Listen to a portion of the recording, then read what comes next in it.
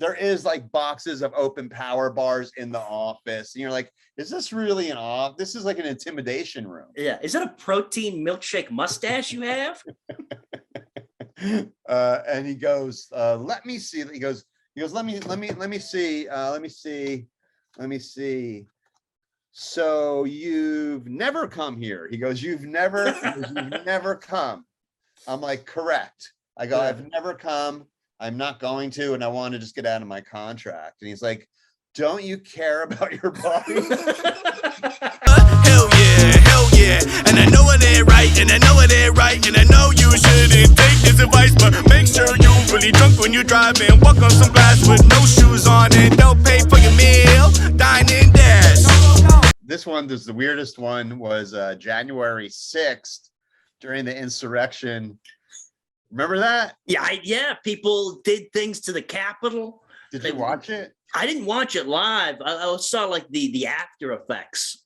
I got a call in the morning from my brother-in-law, and he's like, D, you gotta check out what's happening at the Capitol. I'm like, it's not a big deal. He goes, no, there's a lot of people. I'm like, it's not that many people. Come on. And he's like, it looks serious. So I turned it on. I was like, holy shit. And then I was just on it all day long because I don't have a real job. And then halfway through, I got so, because a lot of those dudes look like me, kind of. And halfway through, because my beard was like that. And halfway through, I went to the bathroom. I just grabbed it up and I just fucking cut it right across. So I'm like, fuck you. Yeah. Can't be associated. My response to the insurrection. Yeah. Fuck, half my beard. It's your form of protest. Yeah, I don't know what it is. It's like in Judaism, like there's a thing called like rendering. So like when somebody dies, you tear your clothes. No shit. Like all of them or just the ones you're wearing? Well, I don't know how it originally started. You know, I mean, how does anything start? It might have been one fucking, person that just ripped up all their, but like, so now you just like, you rip a little bit of your clothes. Okay. Because that would suck. Like, not only do you lose like a family friend, but you could also lose your favorite shirt. I just say commit. Like if you're gonna render, rip all your clothes. Like this is a side note, but like on Easter, in the Philippines, they actually, or maybe it's Good Friday. On Good Friday in the Philippines, they actually nail people to crosses. No shit. And like that's commitment. No, like, if you're gonna do something, like do it all the way. I mean, that's just Andy Kaufman level, just commitment to the Lord. Yeah, I don't think there's any comedy involved. No. I would imagine if you were at one of those, crucifixions in the Philippines on Good Friday, nobody's laughing. But also, you look at a lot of Andy Kaufman stuff. People weren't exactly laughing then either.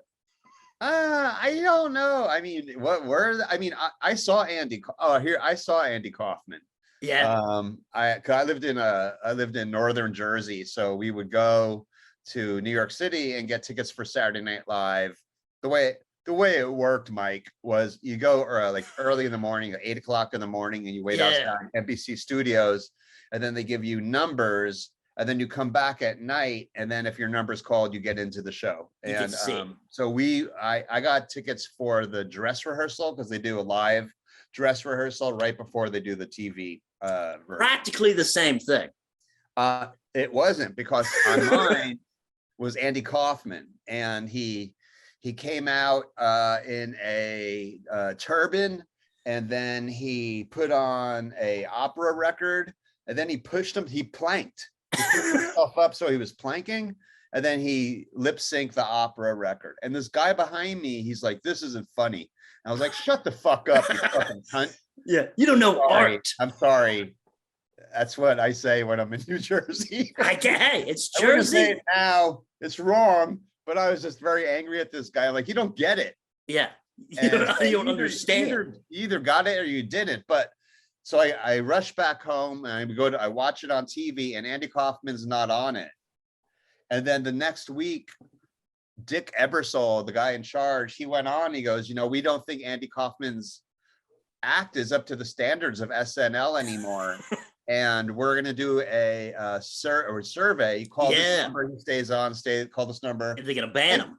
They do this all on the Man in the Moon movie, and so he got voted off the show. Yeah, one of like the 7 people that get banned.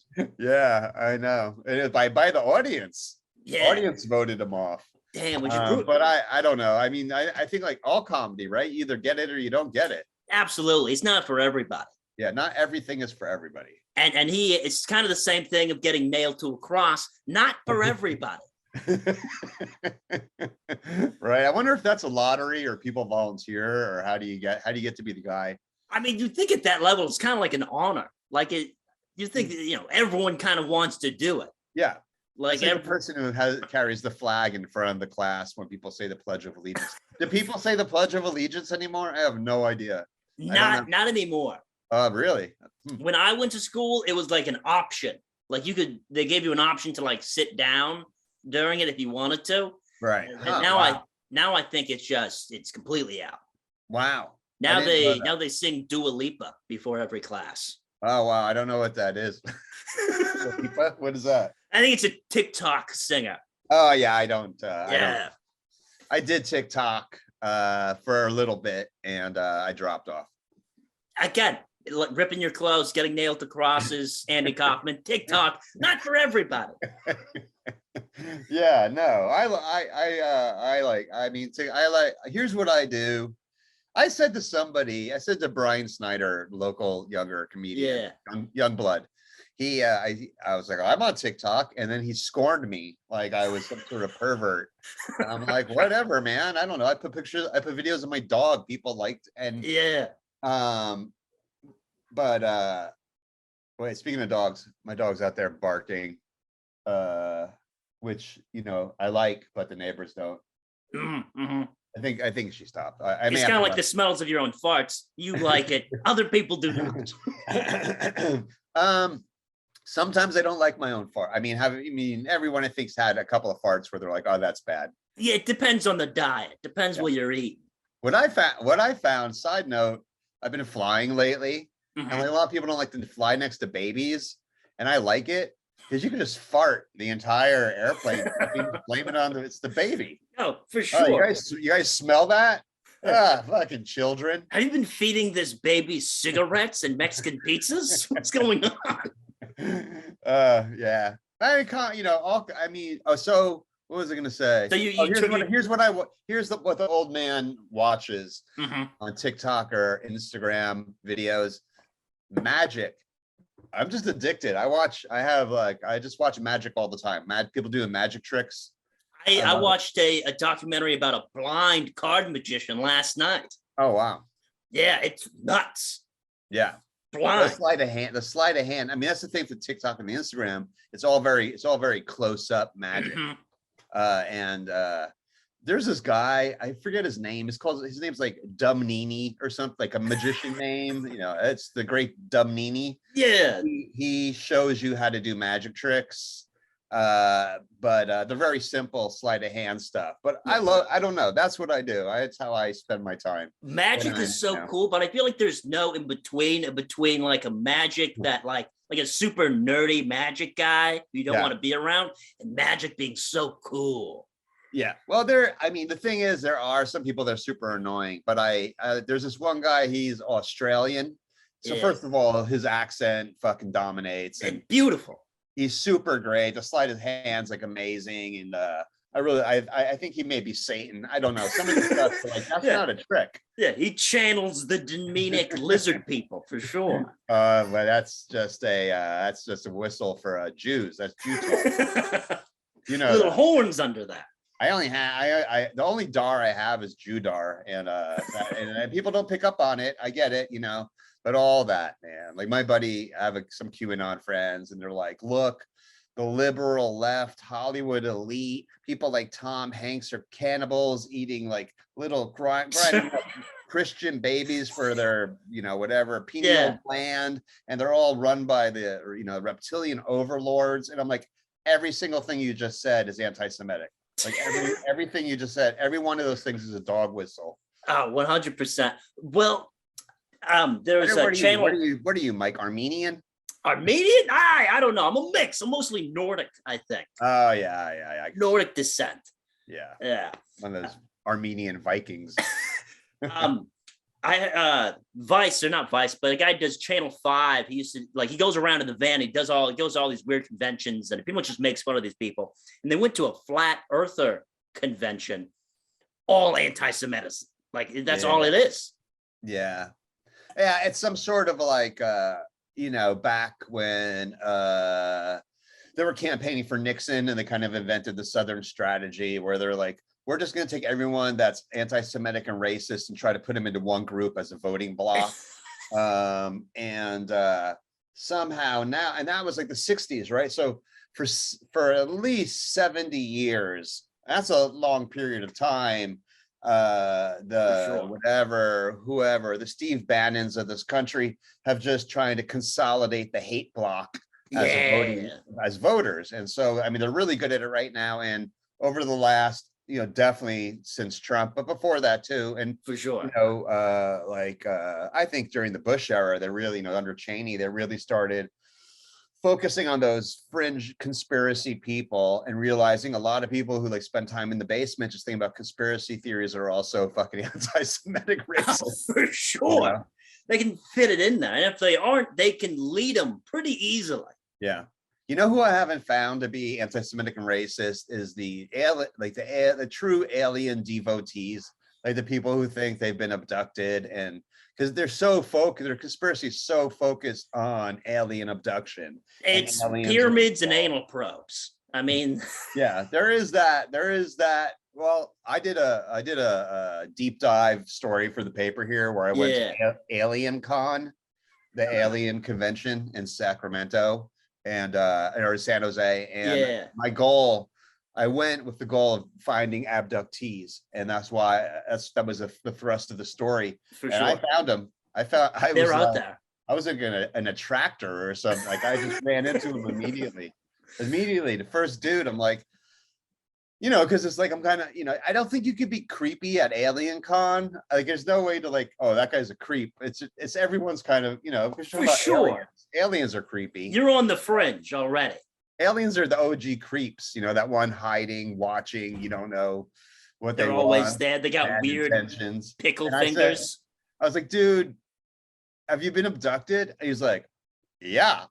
He goes, let me show you this video. And he showed me videos. And then what were the videos of? He had videos. They were really poor. He had videos of the UFO, which are never good. This is a dot in the sky. And and then he had videos of him on board the spaceship, and it looked like he was inside saran wrap, and everything was very fuzzy. Yeah. But then more people. I had a whole group of people that I started walking around with, and it was like hanging out with the Ghostbusters. These people, there was no qualms about men in black. There's the Nordic. You're one of them, but I don't know if you're tall enough because they're the Nordic aliens. Oh, I'm 5'11", so I might be a tad short. Oh, you're 5'11". You might be a contender. I don't know. There's the Nordic aliens. There's all the different. It was a strange. It was a weird. It would suck to you go into the Alien Con. You want this attention, so you orchestrate this whole alien abduction plan. You got the whole story set. And then you're ready to say, hey, I got abducted. And you say it. And then the guy next to you also says it. Yeah. It's like yawning. Yeah. But you can't call him on. He can't start poking holes in his story because the people are going to start looking at your story. There is a lot of infighting amongst the inner core disciples. Yeah. It's like comedy. It's like the comedy scene, oh, that guy. His abduction stories, they got some holes in it, poor construction. That guy's a hack. But my story, I mean, the UFOs circle my house. I mean, it was that level of belief. And and these people were super nice. I had no, these people are, not good people. They all seem like good people. For sure. And then I did have a weird thing happen there, which was, so, all right, I said to one of the guys, who's a guy who I know, who's a speaker at Alien Con, has written some books. And I go, so just explain it to me. I go, there's the bad aliens, there's the good aliens. Which one's on our side? You know, do we have to worry about both of them? I was asking them general layman alien questions. For sure. Your run-of-the-mill alien questions. Yeah, like what, you know, and so he said that our species was genetically engineered by the good aliens, actually. But there's there's this guy, Zachariah Sitchin. I don't know if you heard of him, but he came up with the Planet X theory, where there's another planet in our solar system we can't see because it's behind the sun, but it was here 36,000 years ago, and that's when they Is there a crossover between this and Scientologists? I like Scientology because they do talk about aliens, right? But apparently the leader of Scientology killed his wife. I was going down a rabbit hole. No shit. And he was also the best man at Tom Cruise's wedding. So all this like Top Gun money is going right to Scientology. Oh, like, big time. You can't even go to the movie theater anymore if I was supporting some far right radical religious cause. They're just buying up property like fucking hotcakes. Yeah. So he goes, originally good, but then the Planet X, the aliens on that planet, they were fighting. And so the bad aliens came through like a warm, I don't fucking know, but now the bad aliens are around. They didn't always used to be around. Yeah. And I said, and this is a deep cut, but you may not know, but I said, oh, that's like the Sleazak in Land of the Lost who found like a tunnel to our existence. Yeah. And he's like, exactly. And I turn around and I'm in front of the autograph. Do you know what Land of the Lost is? They did a remake with Will Ferrell that wasn't very good. I think that's the only one I saw. Yeah, there was the TV show I kind of grew up on. But yeah. I turn around at this alien con and there's a row of autograph booths. It's the thing that goes to all the conventions. It's like B-list actors who go to these booths and they sign autographs for $25-$30. And I was standing in front of the Land of the Lost booth. Kids from a TV show who are now like 80. Yeah. And I was just like, wait a minute. I was just talking about Land of the Lost, and now the actual fucking people from the show are behind me. And so I was like, did I see that when I walked in, or what was that? It was a very coinky. Did you manifest it? Who knows? Very coinky dinky. And, yeah. I have kind of cool. There's like also kind of the middle ground of like the magicians. If people say there's like no possibility of no aliens, like that's crazy. But then also when there's like in depth, they know exactly where these aliens are and what they're doing. That's also crazy. Yeah. I mean, look, I don't understand farts. Like, I don't understand, like somebody farts, I smell it, the person next to me doesn't. Like, how do they travel through space? Like, I don't. So there's no way I'm going to understand time travel and alien technologies. There's no way. I don't understand the basic things. I don't get there's different kinds of glass, I guess. Some you can heat up, some you can't. That makes no sense to me. I want to go simple. I want to think about the menu at Bubba Gump's. Don't get the spinach dip. I know that now. Yeah, I mean, I think one of the hardest things to really, if you're really going to try to think some utopic, whatever, parallel dimension or whatever, so you're trying to like focus on something that isn't yet, so the world of possibilities is wide open. Yeah. I think the hardest thing to think about is a potential future for our planet and us right now that works out and is a positive. It's going great. Like there's just water slides everywhere. Everyone's high-fiving. There's no wars. We don't have to worry about the ozone. I love water slides. What Everyone a world. loves water slides. Yeah. There's an Applebee's on every single corner. Right? Like, I don't know. I was thinking about this today. Like, the amplification of the voice of the far right is so loud in our media sphere, and also just what people talk about. So people talk about what they hear on TV or the radio or podcast or whatever. And it's also negative. And it's like, whether we're talking about, the melting ice caps, or we're talking about green M&Ms, the debt. Yeah. Or, why are those red M&Ms so sexy? Why are they so hot? Why do we want to fuck candy? Yeah.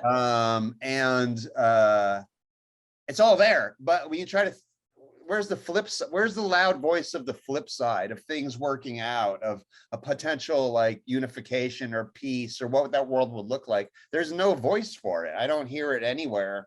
I don't think people want to listen to it. I don't think people like hearing, like people want to hear good things, but I don't think people will stay listening. People want to hear the bad shit, and that keeps them like kind of plugged in to the news system. Right. I mean, but by design, I mean, yellow journalism. I mean, that they realized early on, you know, the murder cells. And so, I mean, again, 60, 70 years of indoctrination into this is what is, you know, culturally appropriate, you know, when we ingest media, is to hear about murder and rape, and, you know, Lifetime channels just dedicated to it. It's like, well, where, you know, who is the guy, what's the guy's name from The Office? That Steve Carell? No, it's the guy that became like the Jason Bourne. No, he's not Jason Bourne. His name is Jim in the show, and his name is it's not Paul Giamatti. No, it's not Elliot Gould. No, I feel like I'm so close here. Felix Unger? No. Anywho, during quarantine, he had like a little show from his living room where he is his name John something? John Karansky? There's a K and a V in there, I'm pretty sure. Yeah, cervix. And he his show was called The Good News Network. And so it was, my wife loved it. So it was like 30 minutes or whatever his episode was. Good news. And it was like, it was okay. Yeah. It still wasn't like, I don't know. Where's the fucking, what happened to Kamala Harris? Like where, there's no, what, AOC? Remember AOC? What is she up to? She just got married. Why isn't that in the news? Why? Yeah. To who? How come none of the, you know, Elizabeth Warren, where are these people who were so vocal under Trump? We got to fight this shit. And now we have Biden and they're like, I'll get married. Whatever. Here's my registry. Yeah. I'm going to marry Joe Thornton from the San Jose Sharks. Are we going to try to fix things? Yeah. Like what, and again, what would that even look like? Where to make things better? Absolutely. I do like feel good stories. That's why I exclusively watch the Hallmark Channel. It's just people falling in love, just Christians falling in love during Christmas. Yeah. No, it's always like she's a wasp from Connecticut who has to go down to a ranch in Texas and take it over because her stepfather died. Now she's a cowboy girl learning about they're all like that. She works too much, but John the field hand really teaches her how to let loose. Right? Yeah, right. She's smart. He's dumb. What do they have in common? This summer, pregnancy scare. Yeah, I've watched so many. I watched Heartland. There was a point when I was still trying to impress my wife. I'd watch her TV shows with her. Yeah.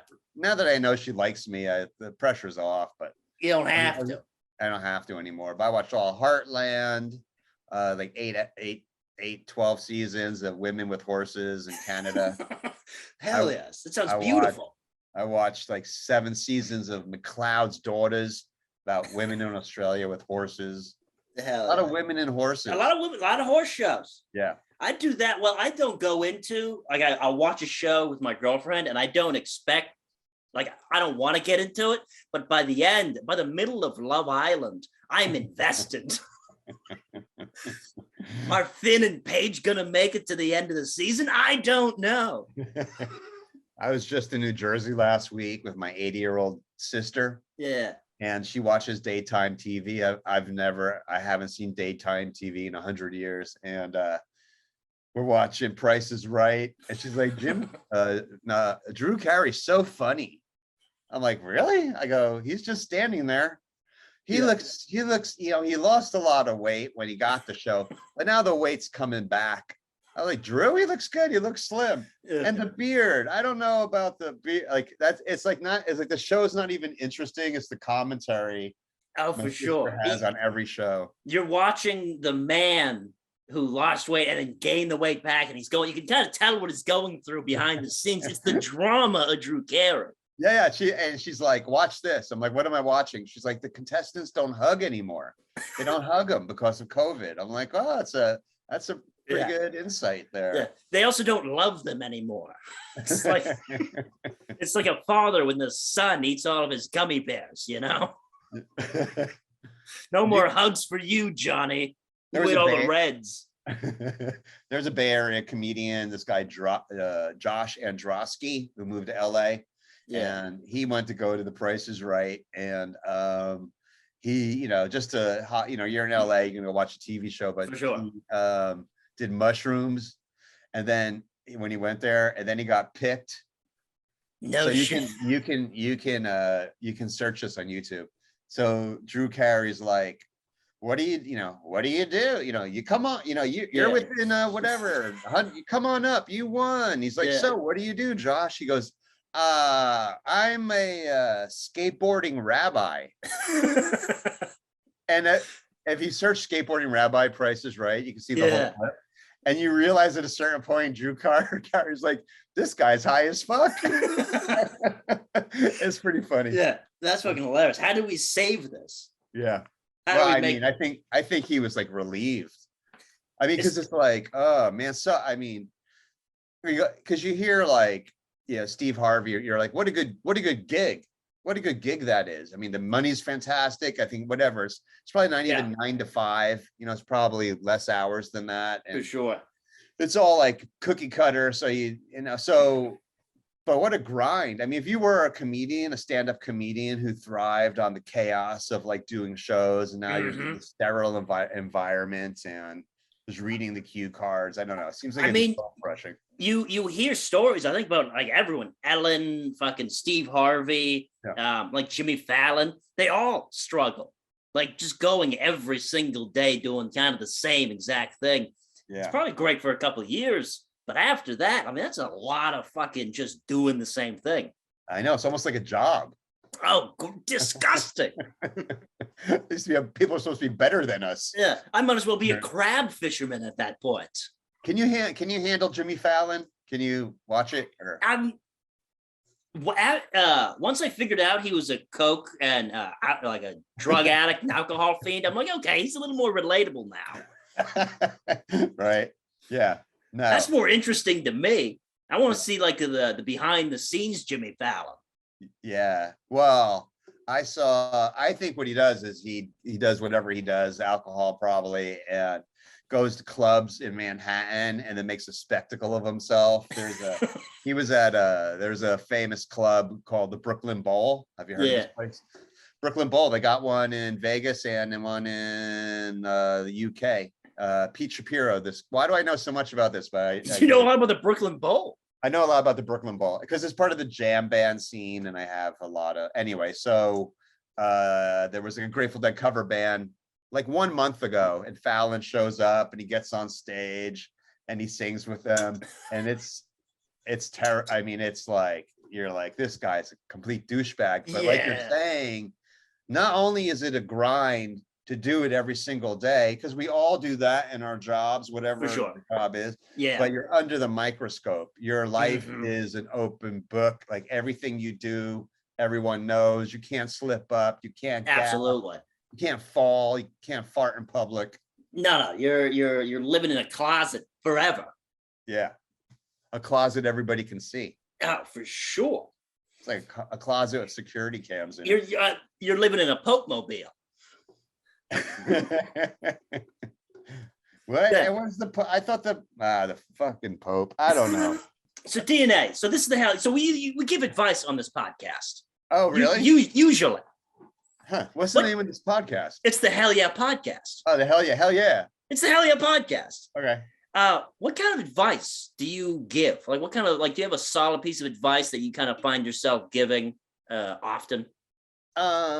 No, I mean, here's my thing that I've come to realize. Nobody gave me advice growing up. Like, if famous classic DNA story, never gets the laugh it deserves. But when I was 12, my dad gave me the birds and bees speech.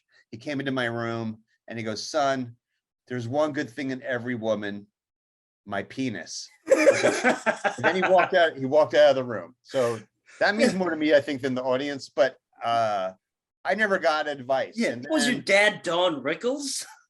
yeah. Yeah, I was the fourth of four. The third one was so much trouble that by the time I was born, he's just like raise yourself. And he loved New Jersey. He loved busting balls and making me or anyone the brunt of a joke. Loved it. So you're like, no one gets any advice. I don't have any advice. I don't get any guidance.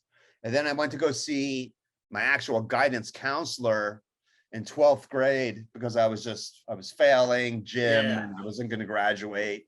And I told him what I'm interested in, and he basically he's like, he fucking just didn't support me at all. I'm still mad. He didn't support me at all. But then he goes, well, you could just take the GED.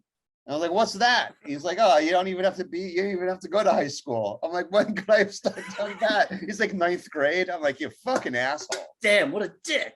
And even my graduate advisor in college and graduate school didn't give me. So I always felt like as I got older, what I would like to do is give other people opportunities, but not so much advice. And I think that's what I do. I think I give people opportunities. I think whether it's creating a stage or a concert series or whatever the fuck, a newspaper or whatever it is I do, and giving people opportunities to be part of something. I mean, yeah, absolutely. Advice, I just try, no. I will tell people when they're totally fucking up that they need to pull their shit together. Yeah. But I only tell them that because that's the beginning of my breakup conversation. Where it's like, you can pull your shit together. If you can't pull your shit together, I can't be around you. A little DNA story. I think in my experience, one of the first times, maybe the second time I met you, we're at the Blue Lagoon. You didn't really know me. I think I came up with some other comics. And I think you asked me, are you the comic who says terrible things about women? And I'm like, I don't think so, but maybe I do. And maybe I need to really look into what I'm saying on stage. Yeah. I think I'm a better comic for it. I don't think I was necessarily an awful person, but maybe I was, Here's my advice I give to people sometimes at shows, all the time at the Blue Lagoon, not so much with the ticketed shows because I'm working with like more professional comedians, but even they do it too. And I have to always say it, which is this: don't fucking say, give it up for DNA. Don't say, let's bring back DNA. I'm the host. I do the host things. Absolutely. I say, here's Mike. And then Mike comes up. And when Mike's done, he goes, thank you. He doesn't say, let's bring DNA back, because I'm the host. The host brings the comedians up and off. You're a comedian. Just end your fucking set. Thank you. Good night. Find me on Instagram. Yeah. Drink and drive. Have a good night. Whatever. Just don't fucking go. Okay, well, let's give it up again for DNA. Like, you're not the host. I have to say that so many times. And I understand, comedy's an organic thing and it grows and evolves. But it's like that's my advice. Because it's a peeve. Yeah, that's huge. I don't like when people say, that's my time. I don't know why. Well, I only have a couple minutes left. So what people already, let's make them laugh. Yeah, them saying it before the last joke. Well, I've got time for one more joke. Like, you son of a bitch. And there's, and I have theory behind my advice, which is I'm the host. So I'm going to be on stage at the beginning and the end and like 5 times in the middle. Yeah. I've timed it. My face is acceptable for like 12 to 15 minutes. After 15 minutes, people are like, no more. Too much. You don't want to don't wear me out. Don't wear out my welcome. I'm the host. Just let me do my hosty things. You're a comedian. You do your comedian things. Absolutely. One of my pride and joys of being like a host, because I run the show in Petaluma, is not doing time between other people's sets. That is huge. Yeah. If you look at the mechanics of the show, you look at the integrity of the show, you take Mhm. out all the emotion and whatever. It's about building tension. Mhm. That's why you know, I saw a thing on Bacon recently about someone who was saying about don't have intermissions, it kills the show. And then Yeah. somebody was like, yeah, but I mean, that's a great time for the venue to sell more product. I would rather never have an intermission, but I get it if you have to have an intermission. For sure. So there are caveats and exceptions on the way a show's produced. Absolutely. Where it is it a ticketed show? Is it free? Like, you know, like you leave the stage and I'm like, keep that energy going for your next comedian, you know. It's so much about momentum and yeah. kind of building that into your headliner who just brings it home. Right. I mean, on a showcase, each comedian's job is to make the audience laugh, but also to set the place for the next comedian. Absolutely. Yeah. Because if you kill that momentum, the next comic is going to have to work way harder trying to build them back up. Yeah, for sure. And, you know, I mean, I don't think it's ever really talked about that comedy is a team sport. Like, I know improv is a team sport. It's not a sport. Yeah. And I don't really call it a team because I've seen improv, but like the community, but the community, a comedy show, the community of a comedy show is everyone is part of one thing, but we're all such lone wolves in this field that we don't see how we are actually working together for a greater good of a show. How we're connecting. Everyone's so like tunnel vision on their set and what they're doing. And I get it. But if you take a step back, we're all working for the same goal. Okay, as far as advice goes, I used to give advice is like, you know, write a punchline. Like that would be some good advice. Yeah. But there's different kinds of comedy. And so not all comedy is set up punch. I mean, there's story-driven comedy where there's laughs all within it. And it doesn't really have a big punchline at the end. For sure. And that's totally fine. But there needs to be some sort of like ratio. And I don't know what the Seinfeld had the ratio. It was like a laugh every like 5 seconds or something. Was it 5 seconds? I think it was quick. It was maybe for Seinfeld, maybe it was like 30 seconds. Yeah, so 30 seconds. Okay. But like I see people doing like 2 minutes of exposition on the story to get around to something funny. And it's like, we don't have that kind of time. You got to trim down the fat. You're going to lose a lot of interest. Yeah, because you're taking away from what the greater whole of the show could be. Absolutely. I know you got to head out pretty soon. Do we have time we have people who write in, or we take questions off of Reddit? Wait, yeah, sure. Okay, yeah, what the people say. So this person needs advice. The gym I'm leaving wants to see proof that I'm leaving the country. I live in Australia and I'm in a gym that I hate so much. It's so depressing and dirty. Today they rang me about asking how I was going, and I haven't gone in a while. And I stupidly said that I was moving out of the country, so I was going to be leaving the gym.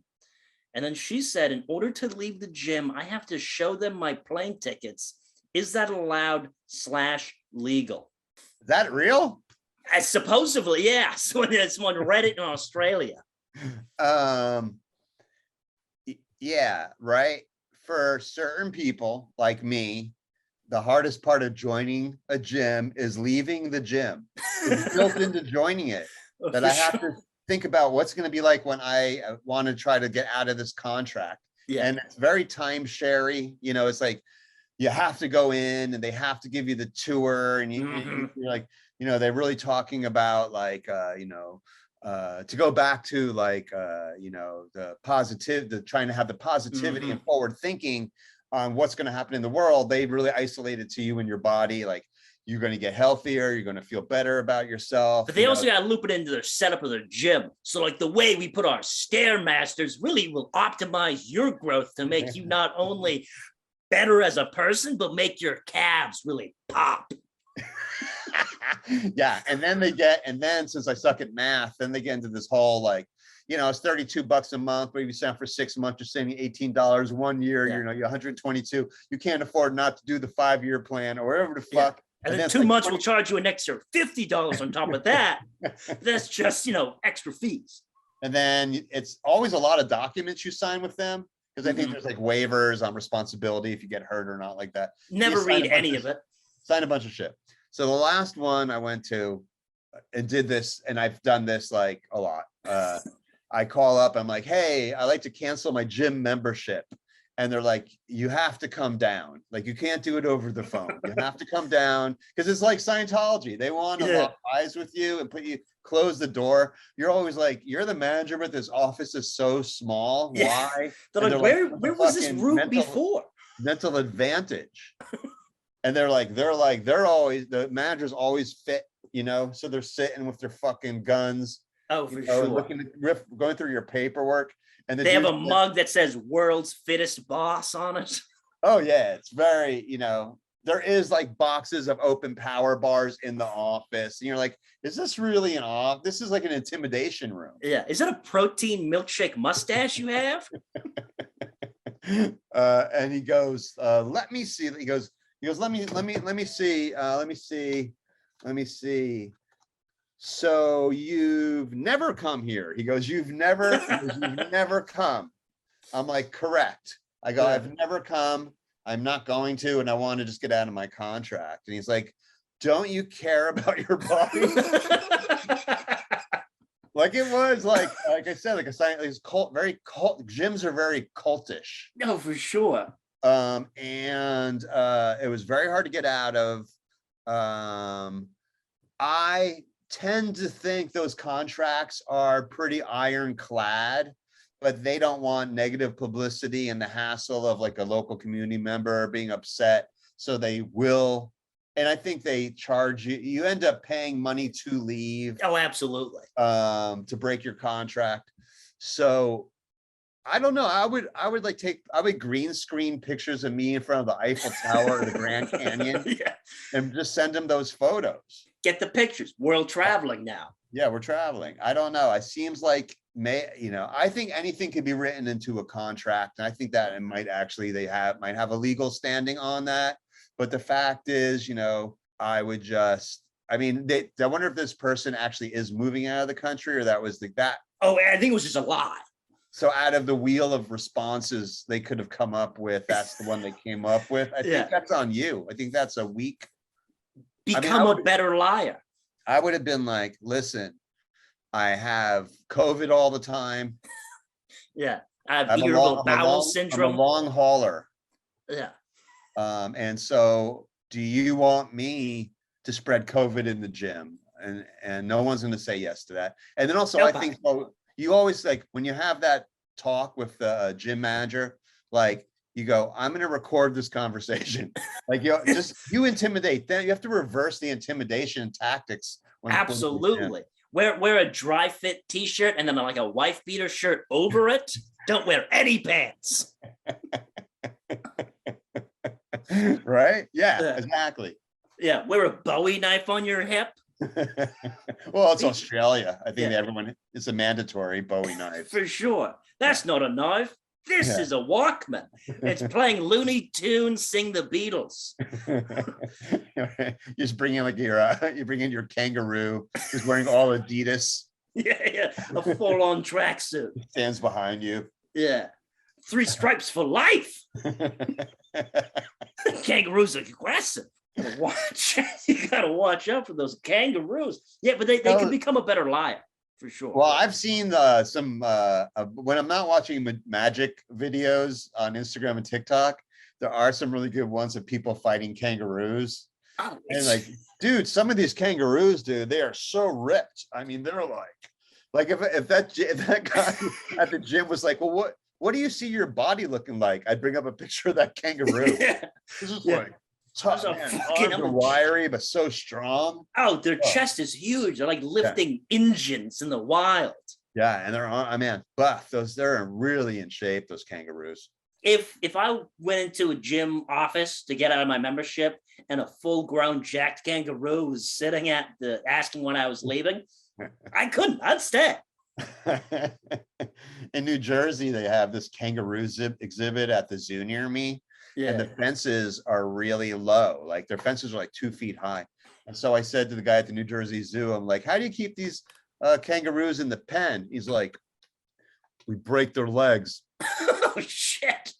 What are you, fucking Tony Soprano's running the zoo? It's the Soprano Zoo. Everything in New Jersey's like that. It's all Let me mafia. tell you, these tigers, they're gonna put on a show. I guarantee it. Yeah. No lazy animals in my pens. Hey, yeah, there's a guy in the lion cage. Oh yeah, it's Vinny. He didn't pay back Tony. Yeah, he was falling behind on the vig. Wait, Yeah. so wait, just to wrap up, hell yeah. Is that It's what the Hell called? Yeah podcast. Hell yeah podcast. And it's about advice. It's usually about advice. We kind of ripped and we had, we went and talked about whatever. Like we have a whole bunch. I have 3 pages of people writing in for advice, and we give advice to people. I got a couple of minutes. Hit me with one more. Okay, one more. So I'm a 58-year-old, never married woman with a 22-year blue-collar career. Whoa. I own a home and will retire with benefits many people only dream of. I've recently ended a relationship with a man I've known since childhood. I truly love him. The problem is that he had been stealing from me. I confronted him several times, but finally had to involve the police. Now he has flattened my tires and repeatedly dented my cars. Piece of shit. My question is this: is there more than one right person for everyone? And how long will it take me to recover from a broken heart, if ever? And will his vandalism and my huge financial loss keep me away from this whack job? How well do you really know anyone? Wow, there's a lot of questions packed into that one. Absolutely. There's a lot of things in First of all, is there more than one? This lady hasn't even had one. This guy's a piece of shit. And he's a fucking loser, dude. He's been using you the entire time. And absolutely. You need to immediately get the restraining order on him. Because I just learned about this recently. What guys like that do, they do the reverse restraining order. So they put the restraining order on you. I just saw it happen recently. And I'm like, but the woman's the victim, and now she's the one out on the fucking street. That wouldn't happen to this lady. She has like a bank account and stuff like that. Yeah, but but financial loss, what are you talking about? You have insurance on your car. That's you're gonna pay some premium or something like that. Doesn't make any sense at all. 58 years old. I mean, that's my age. Like look, post World War II, we live in a youth culture. Like everything's about youth, but you know what equals the playing field, evens the playing field, is the end of the world. Like if this I mean, maybe that's why no one could think of anything positive. It's because the ocean's going to rise 30 feet in the next 5 years, and mass exodus of the people. The coastlines are going to go all in, to Tulsa, Oklahoma, which is where the new Bob Dylan Museum is, which would be kind of cool. Sure. We're also always going to be fucking scared of Dennis Hopper on the ocean. And so what I'm saying though is it's like, age is very relative. Like if you think you're old at 21, you're old. Like you've stopped growing. Decided. And once you stop growing, you put the cap on the fucking head, and you no longer have any ability to evolve. Absolutely. So I think you take away from this equation that she's 58. It never gets easier to find a compatible person to be with, because how do we do it, especially in the quarantine age? Where do you find? You just from work, from the gym, join eHarmony. Go to from online dating. That's where you go to find your person. Is there more than one? I think you're lucky if you get one. It's all about cohabitation. Who can you stand? It doesn't seem like this guy is the one or a one. He's a one. He's a manipulative one. Yeah, this is not a good. No, I'm so tired of like fucking douchebag dudes. They're out there. I thought there was going to be more after that, but you're right. Douchebag dude says it perfectly enough. They're out there. I'm over it, man. I'm really like, we were thinking about moving to a small town recently because we'd be able to afford to live there instead of Santa Cruz. And I'm like, I'd be dead in a month because I run my mouth. And if I was in, I mean, I live where I am right now. I'm surrounded by Trumpians, but they're really decent people, and we never talk politics, and they're never in my face about it. But if I was in a small town where people just yap it fucking up all the time about their stupid belief systems, I would be a martyr. I would take one for the team, because I just can't handle it. Guys are like, oh, I wish there was aliens. I wish there was some other civilization I could learn to communicate with. Well, let's start with women. Like, they're already here. Like, why don't you learn how to talk to someone who's different than you in multiple ways? That's already here. And see how that goes before we go to like something interstellar, baby steps here. Whatever the fucks.